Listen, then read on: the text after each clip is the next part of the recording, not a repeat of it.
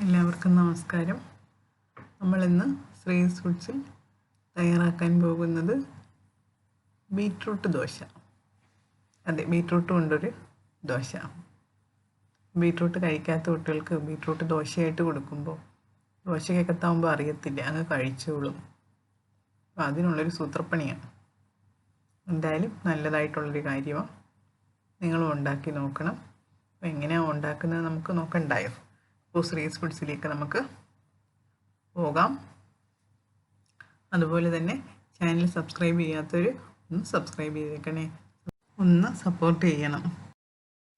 അപ്പോൾ നമുക്ക് ബീട്രൂട്ട് ദോശയ്ക്കായിട്ട് വേണ്ടത് ഒരു ബീട്രൂട്ടേ ഞാനിവിടെ എടുക്കുന്നുള്ളൂ. ശകലം വലിയ ബീട്രൂട്ടാണ്. അപ്പോൾ ഈ ബീട്രൂട്ടൊക്കെ നമുക്കൊന്ന് മുറിച്ച് കഷ്ണങ്ങളാക്കി എടുക്കാം. അപ്പോൾ തൊലിയൊക്കെ ഒന്ന് ചെത്തിക്കളയാം. ബീട്രൂട്ട് ഒരുപാട് ഗുണങ്ങളുള്ള ഒരു വെജിറ്റബിൾ ആണല്ലോ. അപ്പോൾ ഇതിൻ്റെ തൊലിയൊക്കെ ചെത്തിക്കളഞ്ഞ് പെട്ടെന്ന് തന്നെ വൃത്തിയാക്കി കഴുകി നമുക്ക് എന്തോ ചെയ്യേണ്ടത്? അതെ, കുക്കറിലിട്ട് വേവിച്ചെടുക്കണം. അപ്പോൾ കുക്കറിലിട്ട് വേവിക്കുന്നതുകൊണ്ട് എങ്ങനെയെങ്കിലും മുറിച്ചാൽ പോരായോ എന്നൊരു തോന്നൽ വരും. ശരിയാണ്. പക്ഷേ ഇത് എല്ലാം എല്ലാ കഷ്ണങ്ങളും ഒരുപോലെ വെന്ത് കിട്ടാൻ വേണ്ടിയിട്ടാണ് ഞാനിതെല്ലാം ഒരുപോലെ മുറിച്ചെടുക്കുന്നത്. മുറിച്ച് കഴുകി വൃത്തിയാക്കി നമുക്ക് കുക്കറിലിട്ട് വേവിച്ച് കൊണ്ടുവരാം. അപ്പോൾ ഒരു ലേശം ഉപ്പുകൂടെ ചേർത്ത് വേണം വേവിക്കാനായിട്ട്. ഒരുപാട് വെള്ളം വെക്കണ്ട, കുറച്ച് വെള്ളം വെച്ച് വേവിച്ചാൽ മതി. ഒറ്റ വിസിൽ കൊണ്ട് വെന്ത് കിട്ടും.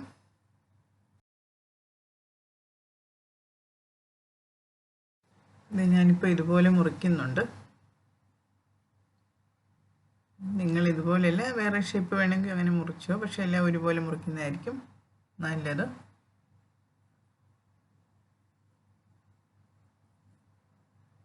അപ്പോൾ നമുക്കതൊന്ന് കഴുകി വേവിച്ച് കൊണ്ടുവരാം. ഇത്രയും വെള്ളമൊക്കെ വെച്ച് ഞാൻ വെക്കുക. അപ്പോൾ അത് വെന്തതിന് ശേഷം തണുപ്പിച്ച് അത് കഴിഞ്ഞിട്ട് നമുക്ക് ആ ബീട്രൂട്ടൊന്ന് മിക്സിയിലെ ജാറിലിട്ടൊന്ന് നല്ലപോലെ അടിച്ചെടുക്കാം.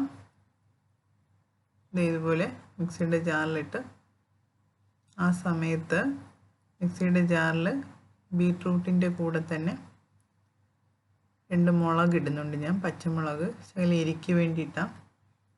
അതുപോലെ തന്നെ 2 വെളുത്തുള്ളി അല്ലി. ഇത് ചേർത്ത് കഴിയുമ്പോൾ ദോശയ്ക്ക് പ്രത്യേക ഒരു സ്വാദ് കിട്ടും, അതിന് വേണ്ടിയിട്ടാണ്.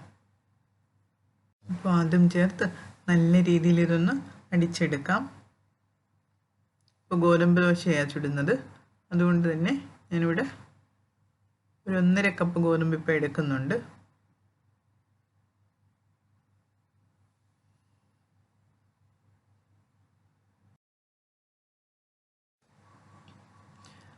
ആ ഗോതമ്പിലേക്ക് ആവശ്യത്തിനുള്ള ഉപ്പ് ചേർത്ത് കൊടുക്കാം. ഗോതമ്പും ഉപ്പും കൂടെ നല്ല രീതിയിൽ മിക്സ് ചെയ്തതിന് ശേഷം നമുക്ക് ബീട്രൂട്ടും കൂടെ ഒഴിച്ചു കൊടുക്കാം. അതിലോട്ട് മിക്സിയിലിട്ട് അടിച്ചുകൊണ്ടുവന്ന ബീട്രൂട്ടും കൂടെ ചേർക്കാം. ബീട്രൂട്ടും ചേർത്ത് നല്ല രീതിയിൽ അതൊന്ന് കുഴച്ചെടുക്കാം.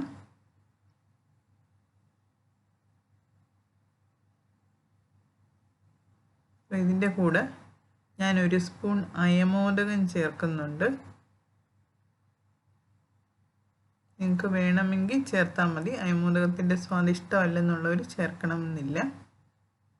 ഇത് 1 സ്പൂൺ അയമോദകമുണ്ട്, ഇതും കൂടെ ചേർത്ത് കൊടുക്കുക. അപ്പോൾ ബീട്രൂട്ട് നമ്മൾ വേവിക്കാൻ വെച്ചപ്പോൾ ഉള്ള വെള്ളമുണ്ട്, അതും കൂടെ ചേർത്ത് നമുക്ക് ദോശയ്ക്ക് മാവ് കുഴയ്ക്കുന്നത് പോലെ വൃത്തിയായിട്ട് കുഴച്ചെടുക്കാം.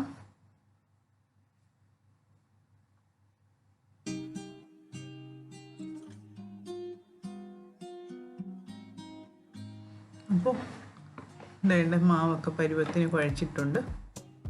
ഇപ്പോൾ ഇത് ഇരിക്കട്ടെ, ഒരു 10-15 മിനിറ്റെങ്കിലും വെച്ചേക്കാം.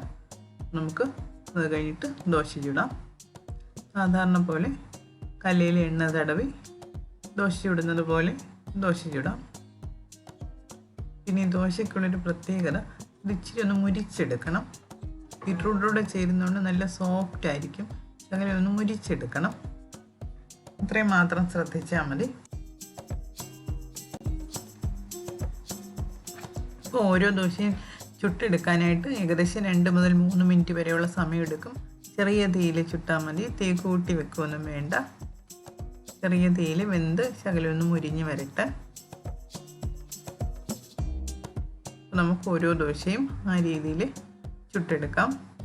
ഇത് മറിച്ചിട്ട് കൊടുക്കണം, അപ്പുറത്തെ സൈഡും വെന്ത് കിട്ടണം. സാധാരണ നമ്മൾ ഗോതമ്പ് ദോശ ചുടുന്നത് പോലെ തന്നെ. പിന്നെ വലുതാക്കി ചുടണമെങ്കിൽ കുറച്ചുകൂടെ വലുതാക്കാം. പിന്നെ കൊച്ചു ദോശ മതിയെങ്കിൽ അങ്ങനെ, അത് ഓരോരുത്തരും അവരവരുടെ ഇഷ്ടം അനുസരിച്ച് ചുടാം. ഇത് നമുക്ക് നമ്മൾ സാധാരണ ദോശ കഴിക്കുന്നത് പോലെ ചമ്മന്തിയുടെയും അല്ലെ ചട്ടണിയുടെയും തക്കാളി ചട്ടണിയുടെയും ഒക്കെ കൂടെ കഴിക്കാൻ നല്ലതാണ്, നല്ല സ്വാദാണ്.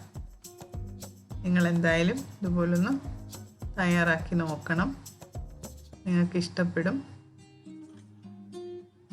എനിക്കെന്തായാലും ഇഷ്ടമാണ്, എൻ്റെ വീട്ടിലും എല്ലാവർക്കും ഇഷ്ടമാണ്. ഒരു പ്രത്യേക സ്വാദാണ്.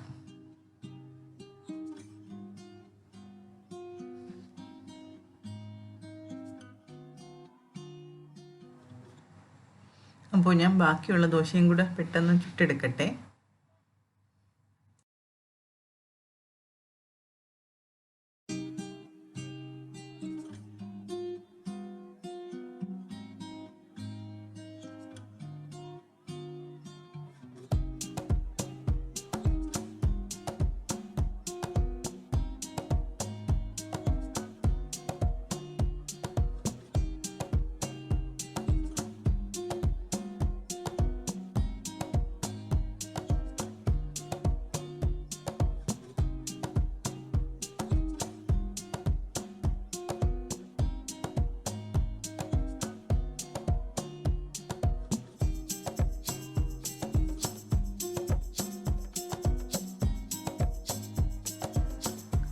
അപ്പോൾ ദേ നമ്മുടെ ദോശയൊക്കെ ഏകദേശം ചുട്ട് തീരാറായി.